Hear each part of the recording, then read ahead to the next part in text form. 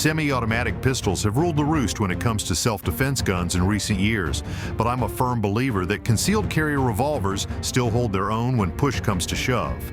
The time-tested design is offered in some excellent self-defense calibers, is straightforward in operation, and is as dependable as the next day's dawn. And there are some top-notch and well-thought-out options in the revolver market, tailor-made for seniors to hang ever ready on your gun belt and deliver when called upon. Some guns are just popular because they don't cost that much. Others have rock-solid performance. Unsurprisingly, the Ruger LCR is on most concealed carry gun lists because it's the latter. The diminutive 5-round handgun's absolutely cutting edge when it comes to material use.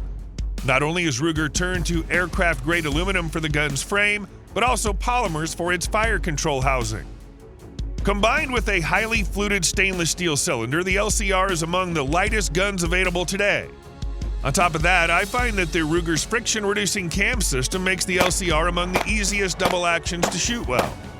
Per Ruger's modus operandi, the LCR is highly modifiable, boasting an easily replaceable pinned ramp front sight and grips.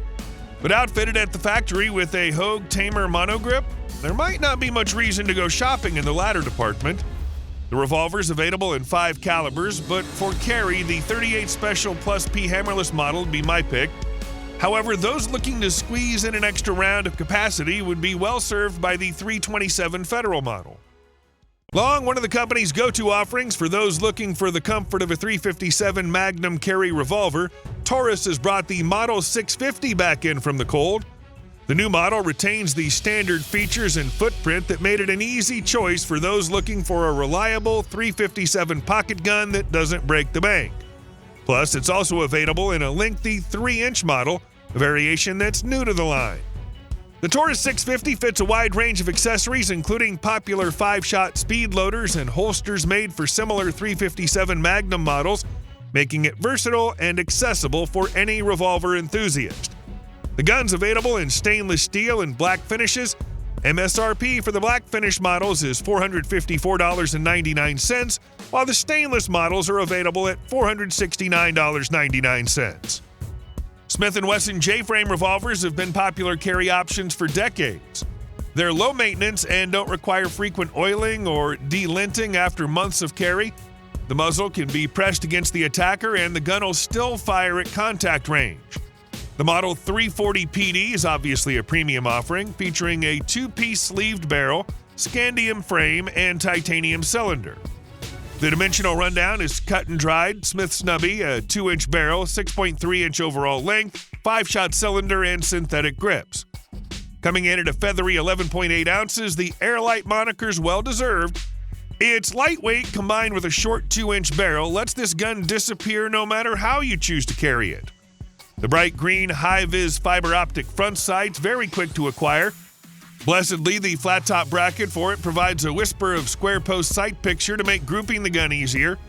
Additionally, J-frames have a heavier trigger pull than most semi-autos, especially common striker-fired options. This adds another level of safety that many shooters find comforting.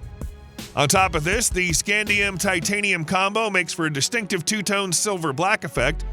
The Smith & Wesson Model 340 PD, it's chambered in 357 Magnum, which means it can also use 38 Special. While 357 Magnum has quite a bit of recoil and flash from a short barrel, sometimes it's good to have options.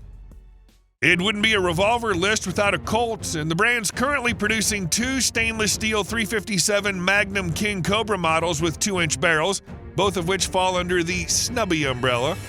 All stainless steel and nearly a full-size grip, the King is a fairly polite piece, one that with some practice runs fast and accurate. Part of this is thanks to the 6-round revolver's weight, which is an ample 26 ounces unloaded. But the trigger also deserves kudos.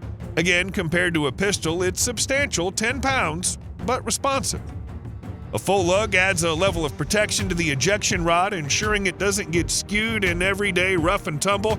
And Hogue overmolded grips with finger grooves adds another level of control to the handgun.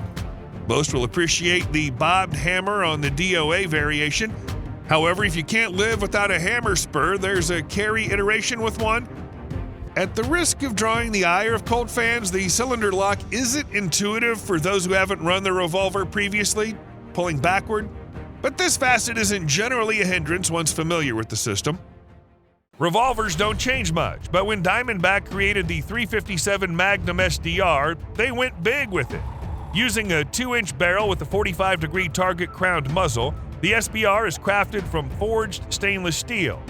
A double-action, single-action revolver with an exposed spur hammer, it has low-profile fiber optic sights and a streamlined push-button cylinder release. The overall styling and push-button cylinder release evoke the Kimber K6 series and help keep the width down to 1.38 inches over the cylinder itself. MSRP of the new Diamondback SDR is a very lucky $777. Lipsy's collaboration with Smith & Wesson has resulted in what they proudly dubbed the ultimate small frame carry revolver, the Smith & Wesson Ultimate Carry J-Frame. Built on Smith & Wesson's 642 and 442 models, the Ultimate Carry J-Frame uses a black serrated Novak-style U-notch rear sight and XS tritium front sight for easy visibility and aiming, even in low light. The high-horn VZ G10 UC grip creates a comfortable firing experience and is easy to conceal. The improved trigger makes it easier for shooters of all skill levels to make accurate hits downrange. The no-lock airweight frame creates a lightweight package weighing only 16 ounces. The guns are available in black and black cherry VZ G10 grips or stainless with black and gray VZ G10 grips.